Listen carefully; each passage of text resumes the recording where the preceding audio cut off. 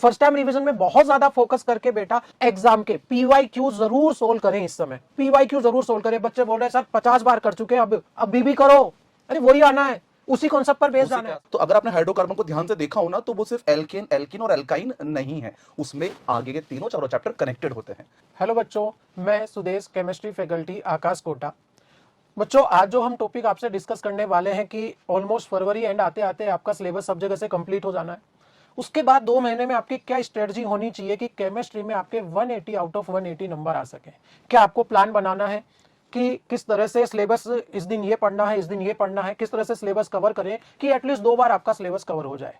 इन सब चीजों को डिस्कस करने के लिए मेरे साथ हैं Deepak Gupta sir, expert chemistry faculty, Aakash Kota.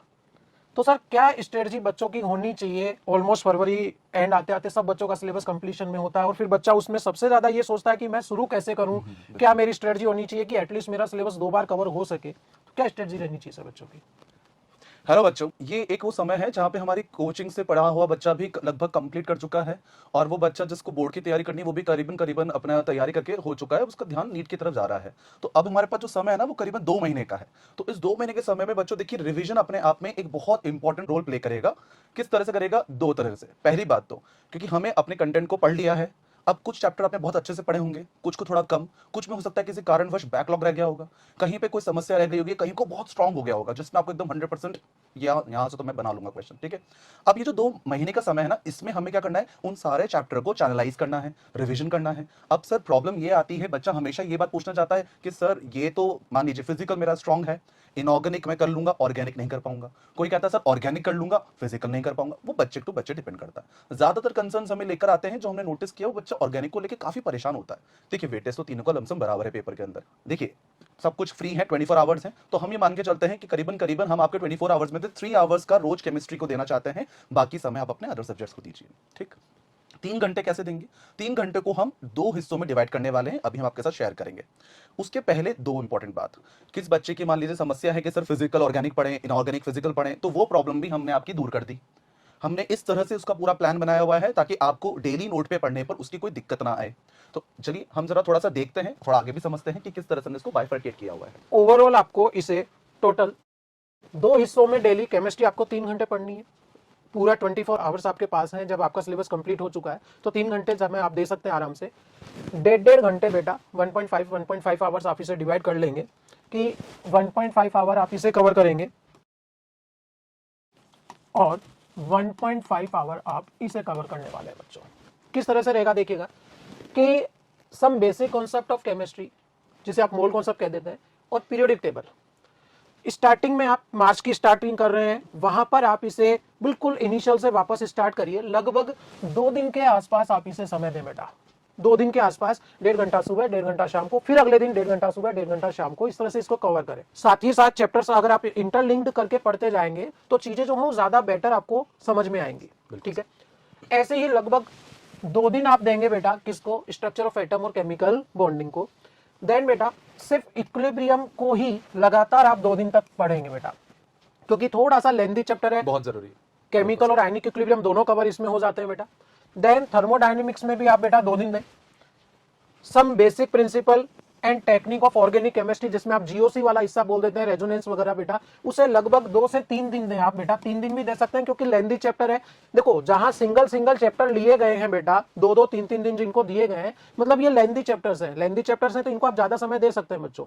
ठीक है, ऐसे ही आप 2 दिन के आसपास देने वाले हैं किसको? रेडॉक्स को और हाइड्रोकार्बन को बच्चों। अब देखिए हमने यहाँ पर क्या किया बेटा, एक तरफ आपका फिजिकल चल रहा है, यहां बीच में हमने क्या स्टार्ट कर दी है? ऑर्गेनिक स्टार्ट कर दी है। अब ऑर्गेनिक स्टार्ट कर दिया, वो कंटिन्यूशन में रहेगी बच्चों।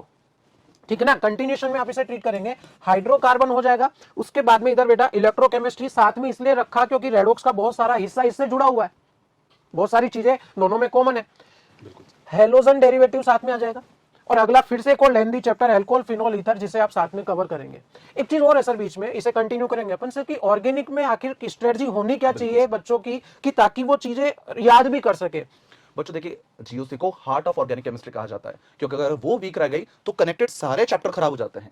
ठीक है, देखिए, तो यहां से आपको अपनी पकड़ बनानी है, जीओसी को स्ट्रॉन्ग करना है, आइसोमेरिज्म को स्ट्रॉन्ग करना है, क्योंकि उसके जो बेसिक कॉन्सेप्ट्स है ना वो हमारी रिएक्शन मैकेनिज्म में जाने वाले हैं। अब दूसरी बात, इसको स्ट्रॉन्ग कैसे करें, एग्जाम है, मुझे कंफ्यूजन ना हो, मैं पढ़ के तो गया लेकिन कंफ्यूजन ना हो।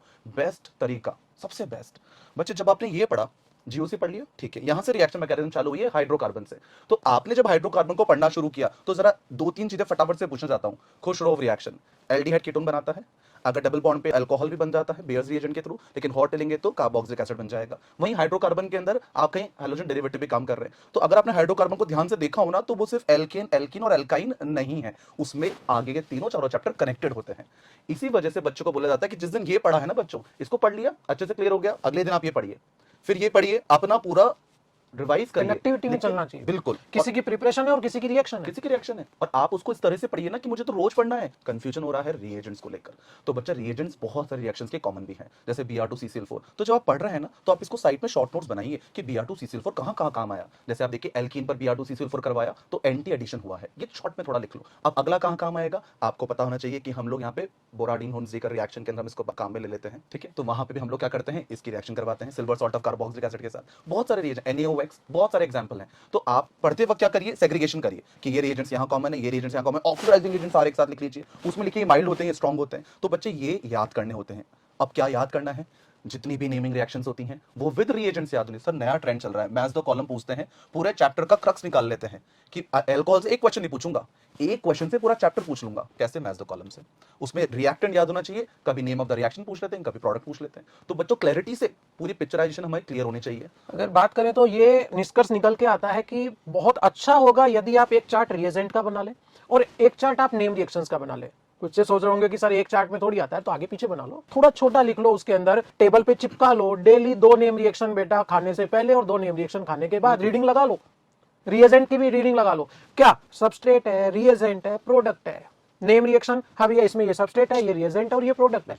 रीडिंग लगाओगे, बार बार रीडिंग लगाओगे, चीजें याद होंगी बेटा। बार बार रीडिंग कैसे लगेगी, जब आपकी टेबल के सामने लगा होगा। खुद लिखो, खुद अपना चार्ट बनाओ, खुद रिएजेंट लिखो। सर कैसे लिखे, अरे चैप्टर उठा लो, हाइड्रोकार्बन चैप्टर आपने उठा लिया, एल्केन के रिएजेंट लिख लिए, एल्कीन के लिख लिए, एल्काइन के लिख लिए, रिएजेंट हो गए उस चैप्टर के, ठीक है। ऐसे उस चैप्टर की नेम रिएक्शंस लिख ली, एक चैप्टर खत्म छोटे से हिस्से के अंदर बेटा। उसके बाद में अगला चैप्टर उठा लो, रिएजेंट, नेम रिएक्शंस, 2 हिस्से बनाते चलो सबके, अपने आप याद होगा बेटा। प्रॉपर एनसीईआरटी आप चाहो तो फॉलो कर सकते हो। एक सवाल एनसीईआरटी की लाइन से बाहर पिछले कई सालों से नहीं जा रहा है बेटा। चलिए इसको कंटिन्यू करते हैं आगे बेटा। उसके बाद फिर से लेंथी चैप्टर है aldehyde ketone and carboxylic acid, लगभग 2 दिन। फिर बेटा थोड़े कम समय वाले चैप्टर आ जाते हैं, सॉल्यूशन और एमीन्स, 2 दिन में दोनों को कंप्लीट कर लीजिए। काइनेटिक्स, बायोमोलिक्यूल 2 दिन में दोनों को कंप्लीट कर लीजिए।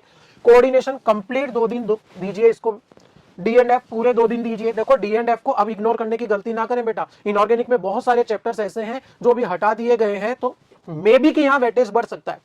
पी ब्लॉक बच्चों लगभग 3 दिन आप दे सकते हैं इसके अंदर। ध्यान रखना बेटा, पी ब्लॉक में खास एक चीज पे फोकस अगर आप करें तो अभी जो सिलेबस डिफाइंड है उसके हिसाब से केमिकल प्रॉपर्टीज आ जाती हैं, पीरियोडिक प्रॉपर्टीज आ जाती हैं, फिजिकल प्रॉपर्टीज आ जाती हैं, और abnormal behaviour of second period element लिख दिया है और उसके बाद का हिस्सा लिखा नहीं है कुछ भी। दैट मीन्स हो सकता है कि वहां से सवाल ना आए। फिर भी मैंने 3 दिन क्यों दिए हैं बेटा, टोटल 6 ग्रुप है, समय तो देना पड़ेगा आपको। लास्ट में बेटा प्रैक्टिकल केमिस्ट्री को आप प्रॉपर 3 दिन देके चलिए, पता नहीं है कि कितने सवाल यहां से आने वाले हैं बेटा, ठीक है। ऐड ऑन हुआ है तो कुछ पता मे बी। अब बेटा ये जो शेड्यूल बनाया है, ये दिन यदि आप काउंट करेंगे बेटा, लगभग सर अपन ने काउंट किए थे 30 से 35 दिन, 33 दिन के आसपास लमसम पड़ रहा है ये टोटल। तो ये हमने कुछ इस तरह से प्लान किया है कि आपकी जो 33 दिन है ना, पहले मार्च से शुरू करके हम बात कर रहे थे, लगभग 5-10 अप्रैल के लमसम आपने इसको बना लिया, एक बार कंप्लीट हो गया 5 अप्रैल तक। इसमें हमने बच्चों ध्यान रखा है, आपकी सब बातों का, इसमें टेस्ट का भी ध्यान रखा है। टेस्ट शुरू से स्टार्ट होंगे वापस से, तो वो चीजें वैसे कवर होती ध्यान रखा है। मैं आपको एक्स्ट्रा दिन देके ही चल रहा हूँ चीज के भी कि आप टेस्ट भी देने जाएंगे, मानते हैं आप थोड़ा सा आएंगे, रेस्ट करेंगे, टेस्ट को देखेंगे क्या क्या गलती रही है। ये वाली बात जो खत्म हुई है ना हमारी, तो 10 अप्रैल तक का मान लीजिए खत्म हो गया। आप एक और राउंड देंगे अपने रिवीजन को, लेकिन बस उसमें थोड़ा सा ध्यान ये रखेंगे कि अब की बार ये जो हमने आपको टाइम दिया है ना, आपको बस इनको थोड़ा सा कम करते हुए आधा कर दो, आधा कर दो। और हो सकता है देखो, अगर आपका अच्छे से रिवीजन हो गया है, फर्स्ट टाइम अगर आप अच्छे से रिवीजन कर चुके हैं बेटा, तो मैं आपको राय दूंगा कि सेकंड टाइम रिवीजन में आप एनसीईआरटी भी साथ में चाहे तो रीडिंग लगा ले। फर्स्ट टाइम रिवीजन में बहुत ज्यादा फोकस करके बेटा एग्जाम के पीवाईक्यू जरूर सोल्व करें। इस समय पीवाईक्यू जरूर सोल्व करें। बच्चे बोल रहे हैं सर 50 बार कर चुके हैं, अब अभी भी करो। अरे वही आना है, उसी कॉन्सेप्ट पर बेस्ड आना है, उसे लास्ट में मत छोड़ो। जो सबसे बेस्ट चीज है, उस अगर वो अच्छे से कर चुके हो तो क्या उसको लास्ट में छोड़ दें अपन? नहीं बेटा, जब फर्स्ट राउंड आप सोल्व कर रहे हैं तो बेटा चैप्टर की रीडिंग लगाने के साथ साथ पीवाईक्यू जरूर करें। सेकंड राउंड में यदि आपके पास में अच्छे से रिवीजन हो चुका है तो आप चाहें तो फिर उसके अंदर एनसीईआरटी की लाइनें भी रीडिंग लगा सकते हैं। जिस दिन आप इसे रिवाइज कर रहे हैं आपकी कॉपी क्लोज होनी चाहिए, आप अपने आप से चीजें बोलें बेटा, वो होगा उसी दिन आपका एग्जाम। 5 मई को अलग एग्जाम है। अगर आप टॉपिक भी बोल देंगे ना बेटा दिमाग में, तो वो पूरा टॉपिक की हेडिंग बोल देंगे ना, तो वो पूरा टॉपिक दिमाग में घूम जाएगा। जैसे उदाहरण मैं आपको बता दूं, अगर आपने हाइड्रोकार्बन पे हाथ रख दिया सर ये तो आता है, तो बेटा ऐसे एकदम एक सांस में आंसर आना चाहिए, एक सांस में लाइन से बोलना है आपको कि अगर अल्काइल हाइड है तो हमने HX निकाल दिया तो हमारा ये बन गया, हमारा एल्कीन बन गया, इस E2 Sequence wise। एकदम एकदम सीक्वेंस से ट्रिपल बॉन्ड रिएक्शन लेने के साथ आपको टर्मिनल H निकाल देगा, यहाँ पे NH3 निकल जाएगा सोडामाइड के साथ, एकदम लाइन से आना चाहिए, है ना। एग्जाम से पहले पता कर लीजिए कि मुझे एग्जाम में क्या याद रहेगा क्या याद नहीं रहेगा, वो सबसे बेस्ट होता है। डरिए मत कि सर मुझे बार बार कॉपी देखनी पड़ रही है, देखिए कोई बात नहीं बेटा, अगर आपको कॉपी देखनी पड़ रही है तो देखो, लेकिन छोड़ो मत, छोड़ो मत। रिवीजन करने का पता लग गया ना बंद करने के बाद कि भाई ये नहीं आ रहा, तो वो उसके दोबारा बाद देख देखो, लो। लेकिन पता तो चल गया ना कि ये आता है और ये नहीं आता। हाँ। ये सेग्रीगेशन जरूरी है, सेकंड राउंड के वक्त तो बहुत जरूरी है क्योंकि एग्जाम आने ही वाला है। तो बेटा बिल्कुल लास्ट मोमेंट में बेटा आप लोग बिल्कुल कंप्लीट 100% अपने जीत की तैयारी कर लीजिए बेटा, और बिल्कुल अपनी कमर कस लीजिए कि इन 2 महीने में हम वो सब उस लेवल की तैयारी कर डालेंगे जो अभी तक हमने शायद साल भर में ना करी हो बेटा। Brace up yourself. At the end हम सब यही कहना चाहते हैं कि आप अपनी तैयारी को बहुत अच्छे से करिए, हमारी प्लानिंग है, हमारा साथ है, सब कुछ है। कोई भी दिक्कत है आपको कुछ भी तो please approach us, we are very open and we are here to help you out. Thank Thank you you, everyone.